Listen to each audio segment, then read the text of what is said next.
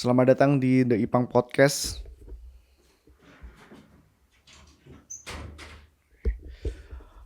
Oke, selamat datang di The Ipang Podcast untuk episode ke sekian, banyak banget.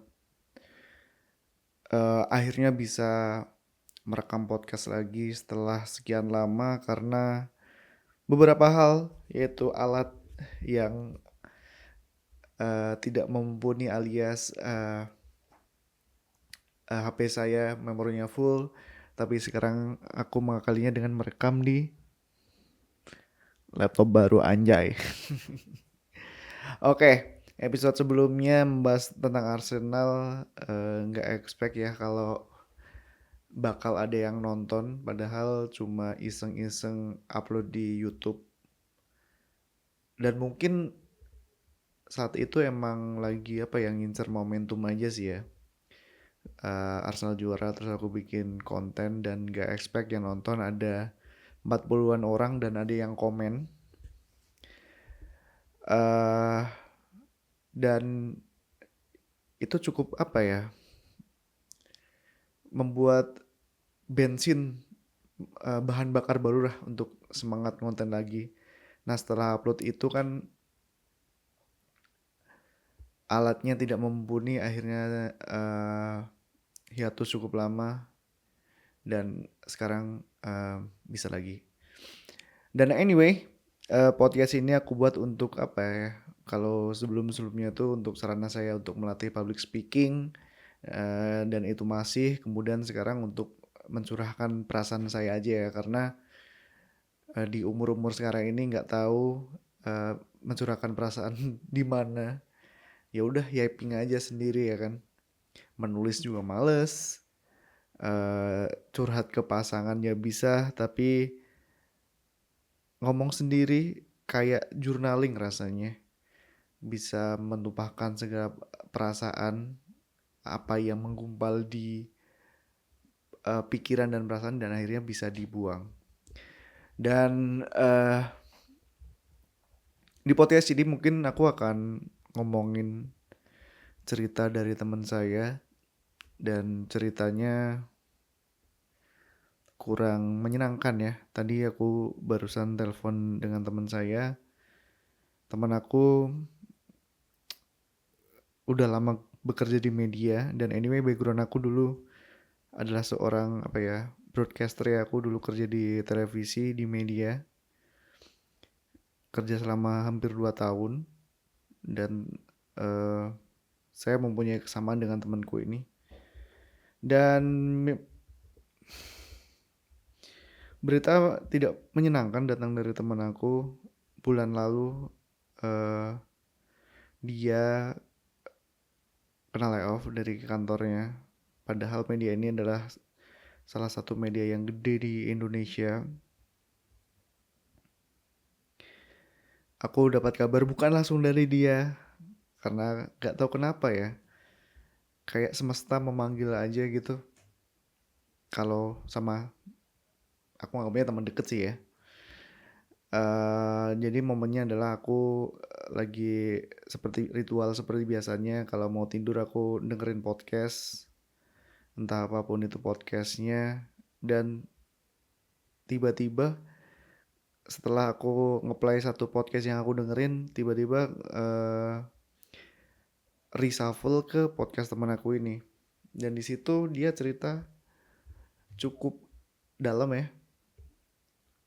Kalau dia sebenarnya bukan saat itu apa namanya dia kena layoff, tapi beberapa hari setelah dia kena layoff, dan ceritanya dia sedang balik lagi dari keterpurukan. Akhirnya dia dapat kerja freelance, eh, punya alat baru untuk pekerjaannya.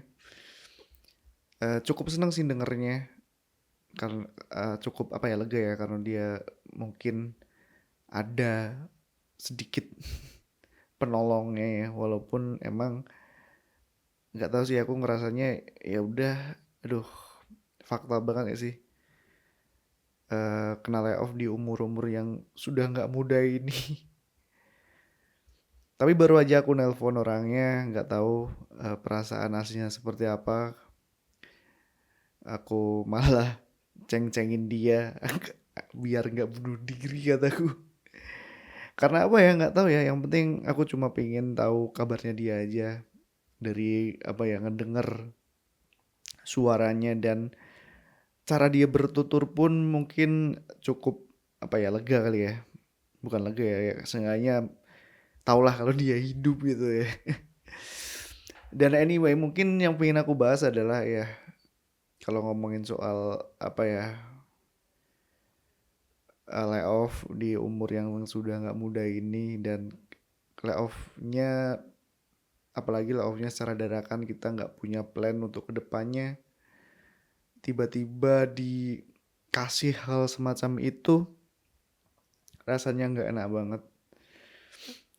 Tapi seenggaknya mungkin dari apa ya dia layoff itu akan mengasah dirinya menjadi uh, orang yang lebih baik mungkin secara secara personal ataupun secara karir ya karena aku ngerasa juga seperti itu ketika aku dulu keluar di kantorku yang lama di TV kemudian mengembara kemana-mana hingga akhirnya aku belum enaknya sih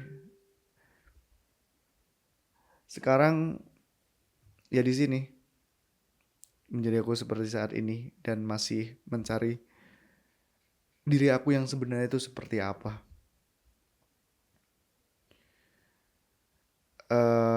Yang ingin aku garis bawahi adalah mungkin ketidakberpihakan keadaan kepada kita bukan berarti hal itu apa ya serta merta mengubur